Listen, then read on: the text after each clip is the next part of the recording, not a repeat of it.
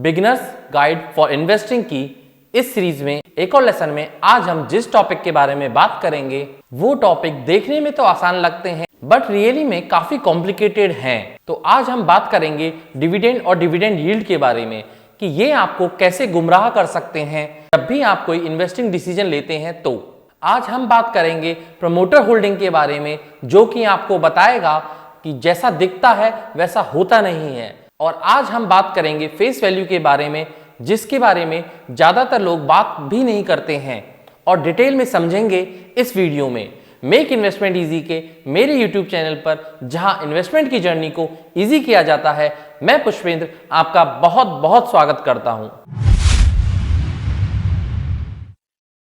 सबसे पहले हम बात करते हैं डिविडेंड यील्ड के बारे में। डिविडेंड यील्ड क्या होता है और डिविडेंड यील्ड की पॉलिसी क्या होती है। सबसे पहले हम यहां पर जानते हैं डिविडेंड क्या होता है।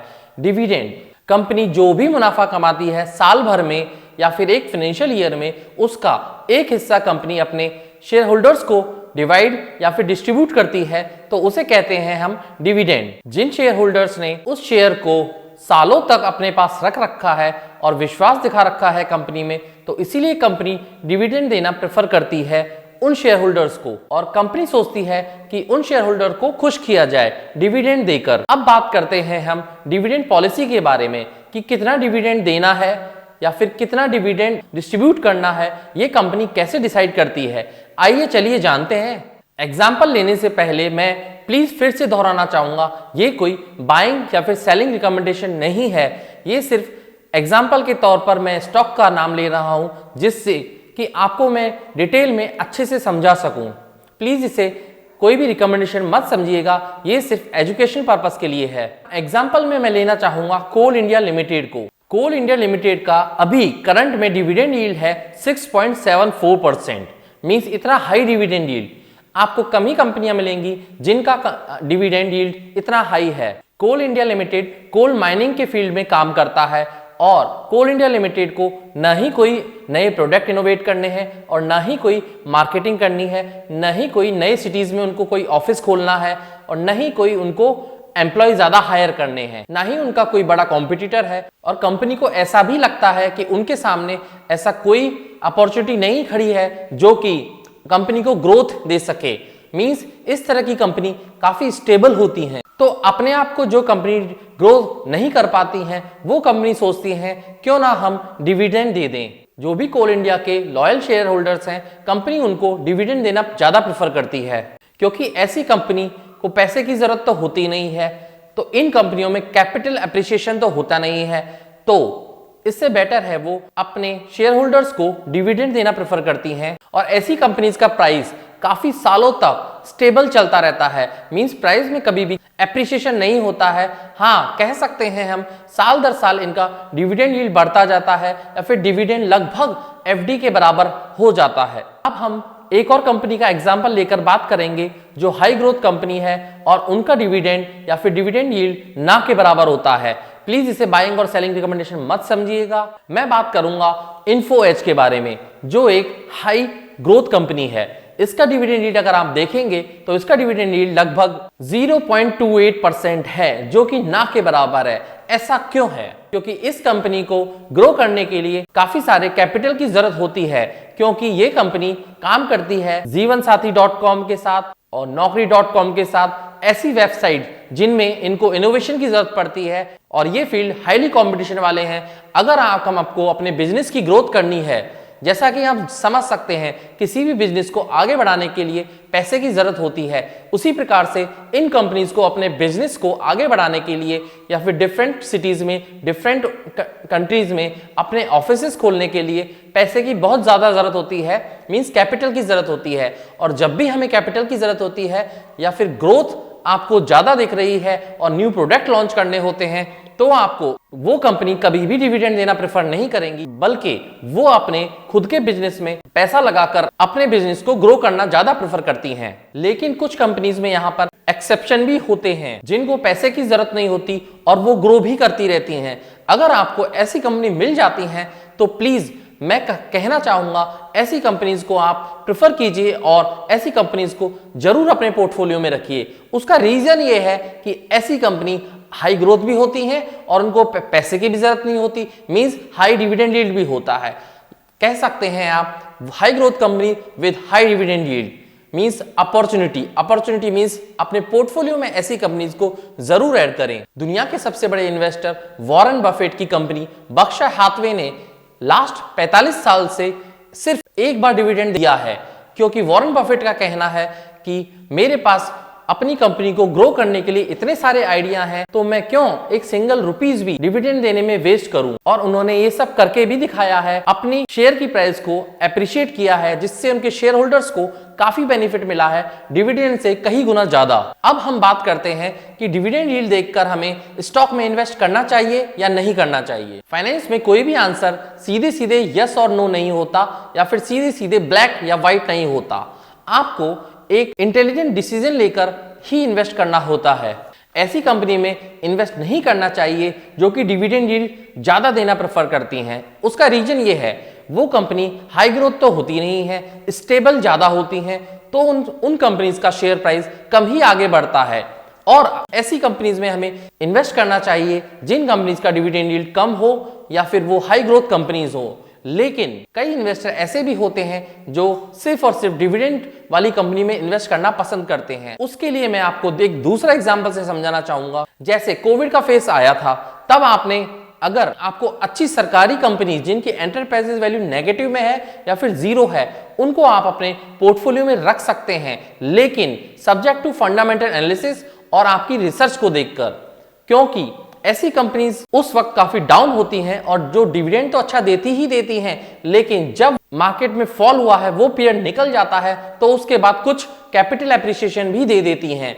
तो ऐसी कंपनीज आपको अपने पोर्टफोलियो में रखने में कोई बुराई नहीं है, जो आपको डिविडेंड भी देंगी और उनकी करंट मार्केट प्राइस में एप्रिसिएशन भी होगा। अब हम बात करेंगे फेस वैल्यू के बारे में। फेस वैल्यू क्या होती है और उसको कैसे शेयर मार्केट में रिलेट किया जाता है। पहले मैं भी फेस वैल्यू के बारे में काफी समय तक नहीं समझ पाया था, क्योंकि फेस वैल्यू के बारे में कहीं भी कोई वीडियो नहीं था या फिर कहीं भी ऐसा लिखा नहीं था कि फेस वैल्यू होती क्या है और इसे कैसे रिलेट किया जाता है शेयर खरीदने। फेस वैल्यू को देखकर मैंने काफी लोगों को देखा है कि वो स्टॉक खरीदना प्रेफर करते हैं फेस वैल्यू को चेक कर, जबकि फेस वैल्यू का स्टॉक खरीदने से कोई भी रिलेशन नहीं होता। आइए इसे मैं समझाता हूँ। आज से 15-20 साल पहले जब फिजिकल फॉर्मेट में शेयर्स हुआ करते थे, तब उन शेयर पे लिखा रहता था face value. Generally face value 1, 2, 4 या 10 हो सकती है। ये सिर्फ और सिर्फ काम आती है जब शेयर या फिर स्टॉक स्प्लिट होते हैं तब।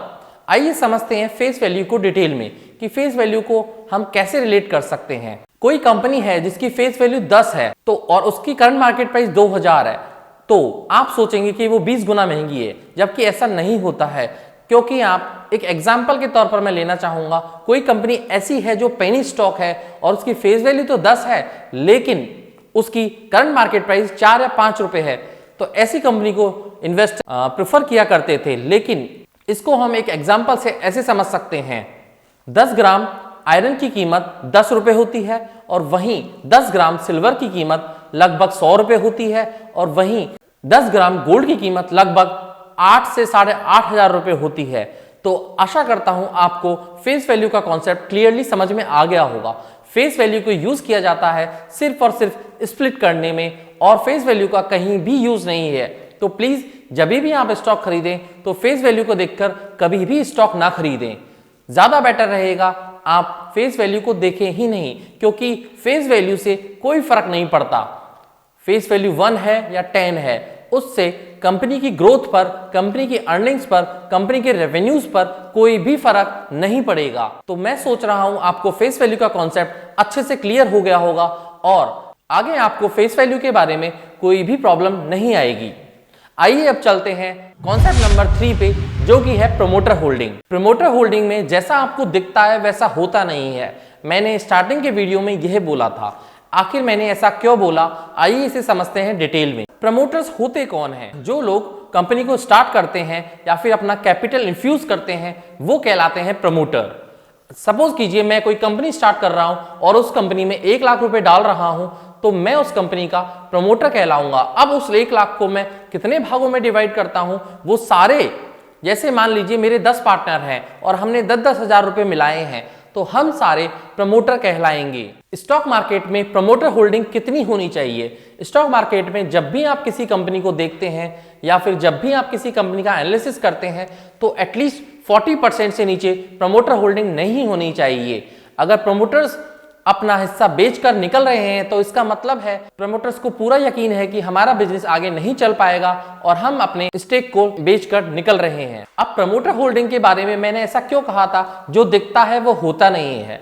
एक्चुअली कई कंपनीज में ऐसा होता है, प्रमोटर होल्डिंग तो 75% तक होती है, लेकिन उस कंपनी ने अपने स्टेक या फिर अपने स्टॉक्स को प्लेज किया होता है। ये प्लेज एक हद तक तो ठीक होता है, लेकिन कंपनी के पास जब पैसा नहीं होता है और मार्केट से पैसा नहीं उठा पा रही होती है तो उनके पास लास्ट ऑप्शन बचता है स्टेक को गिरवी रखने का। अगर 10% से ऊपर स्टॉक्स प्लेज हैं प्रमोटर के तो वो जनरली एक अच्छी कंपनी नहीं मानी जाती है। तो अब आप समझ गए होंगे प्रमोटर होल्डिंग में हम क्या देखते हैं और कैसे देखते हैं। एक और जरूरी बात, अगर प्रमोटर क्वार्टर ऑन क्वार्टर अपनी हिस्सेदारी को बढ़ाते जा रहे हैं या फिर स्टेक खरीदते जा रहे हैं तो भी उस कंपनी को एक अच्छा साइन माना जाता है इन्वेस्ट करने के लिए। और इसका रिवर्स, अगर प्रमोटर्स अपने हिस्सेदारी को धीरे धीरे स्टेक को निकालते जा रहे हैं, कम करते जा रहे हैं, तो उसे एक नेगेटिव साइन या फिर एक रेड फ्लैग हम कह सकते हैं। तो आज मैंने आपको डिटेल में समझाया डिविडेंड या फिर डिविडेंड यील्ड, फेस वैल्यू और प्रमोटर होल्डिंग को हम जब भी स्टॉक इन्वेस्टिंग में यूज करते हैं तो कैसे देखना चाहिए। इसी प्रकार से आप अगर कुछ भी चीज मेरे से सीखना चाहते हैं या जानना चाहते हैं तो कमेंट बॉक्स में कमेंट कीजिए, जिससे कि मैं उस चीज के बारे में वीडियो बना सकूं। और ये मेरी सीरीज को अगर आप पूरा देख लेंगे तो मैं ये तो नहीं कहूंगा आप बहुत अच्छे स्टॉक ढूंढ पाएंगे, लेकिन आप जो अभी जानते हैं उससे बेटर इन्वेस्टमेंट कर पाएंगे। डिविडेंड और डिविडेंड यील्ड के बारे में अगर आपको डिटेल से समझना है तो मैंने इस पे एक शॉर्ट 4 या 5 मिनट का वीडियो बना रखा है, लिंक आपको नीचे डिस्क्रिप्शन बॉक्स में मिल जाएगा और आप उस वीडियो को देखकर डिविडेंड और डिविडेंड यील्ड का कॉन्सेप्ट भी आपको क्लियर हो जाएगा। प्लीज उस वीडियो को जरूर देखिएगा। तो आशा करता हूं मैं आपको डिविडेंड यील्ड का कॉन्सेप्ट, फेस वैल्यू का कॉन्सेप्ट और प्रमोटर होल्डिंग का कॉन्सेप्ट अच्छे से समझ में आ गया होगा। मेरी वीडियोस अगर आपको पसंद आ रहे हैं तो मेरे चैनल को लाइक कीजिए, शेयर कीजिए, सब्सक्राइब कीजिए और कमेंट बॉक्स में कमेंट करना ना भूलें। कमेंट से मुझे भी बेनिफिट होता है और मेरे को भी मोटिवेशन मिलता है कि मेरे सब्सक्राइबर कुछ कमेंट कर रहे हैं जिससे मुझे कुछ सुधार करना है या फिर कुछ चीज अलग से लेकर आनी है तो मैं जरूर लेकर आऊंगा। जैसे जैसे हम आगे बढ़ते जाएंगे वैसे वैसे वीडियो थोड़े कॉम्प्लिकेटेड होते जाएंगे, इसलिए जरूरी हो जाता है कि पूरी सीरीज को लाइन टू लाइन देखा जाए। अगर आपने मेरे पिछले वीडियोस नहीं देखे हैं तो आपको डिस्क्रिप्शन बॉक्स में पिछले वीडियोस का लिंक भी मिल जाएगा। इस सीरीज को पूरी देखने के बाद आप फंडामेंटल एनालिसिस करके स्टॉक पिक करना अच्छे से सीख जाएंगे। नेक्स्ट वीडियो में जल्दी मिलेंगे। अब मैं आपसे विदा लेना चाहूंगा। Signing off. जय हिंद।